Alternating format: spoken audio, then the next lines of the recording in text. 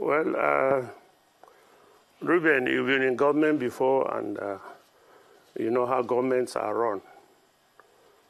You know that going to see the Pope is just a matter of your lobby.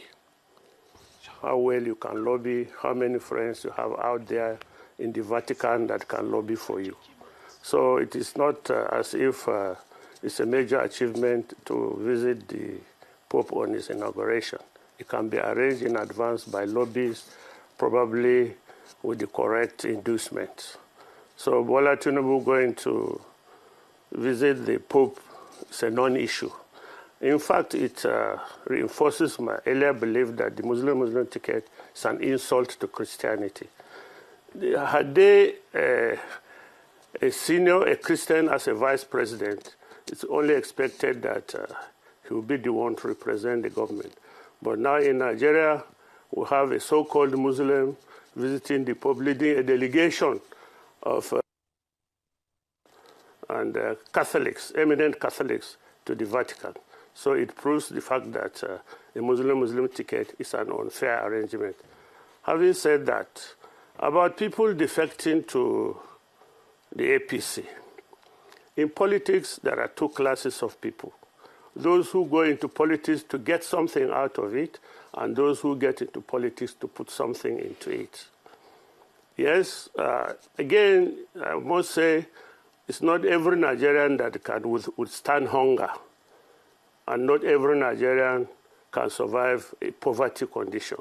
So most of these politicians that are defecting to APC are probably driven by the desire to safeguard their stomachs and to safeguard their luxurious lifestyles that have acquired while in government using the people's money. So it's to them, it's okay. They can go that way. That's what they choose to do.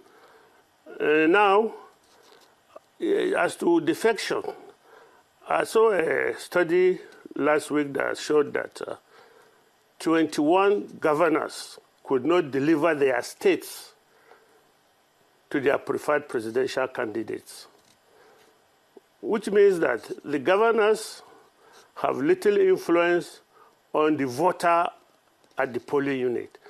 Yes, within the party political system, they have some influence since they can rig the party primaries in favor of their candidates.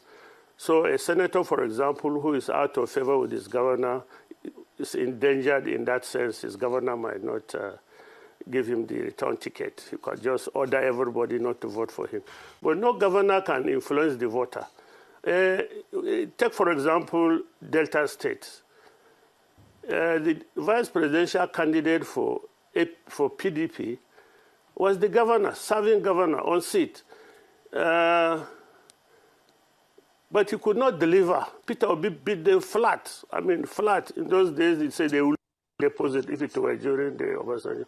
What is it? There are states. In Borno State, the vice is very well known that the vice president could not deliver Borno State to the APC until they did some magic on the results and so that he's not embarrassed. But we know, the voter knows he had been disgraced woefully.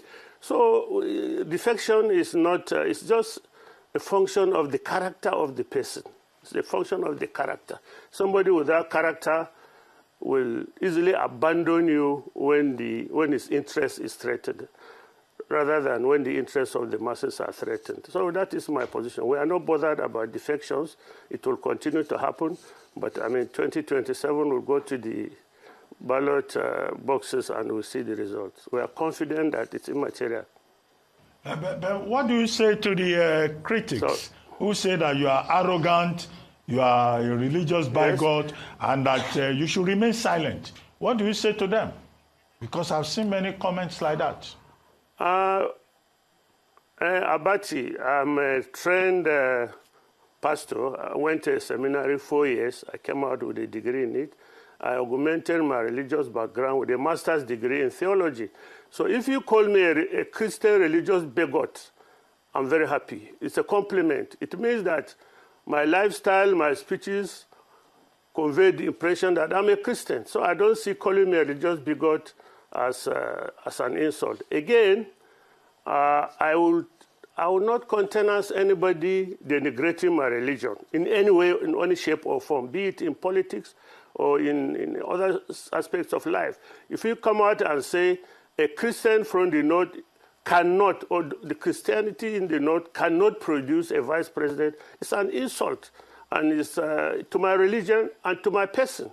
So it's a compliment if people call me a religious bigot, because as a Christian, I stand for the truth, which a Christian should do, and I stood for the truth, and I defended my religion, and as God will have it, for those who supported the religion, Muslim ticket, because they are Muslims, we go to the same market, and I think majority of them grumble now more than me.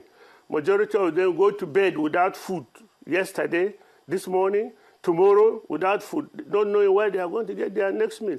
So if that is what their religion preaches, you vote people who push it to poverty, let them have their way. I won't have it.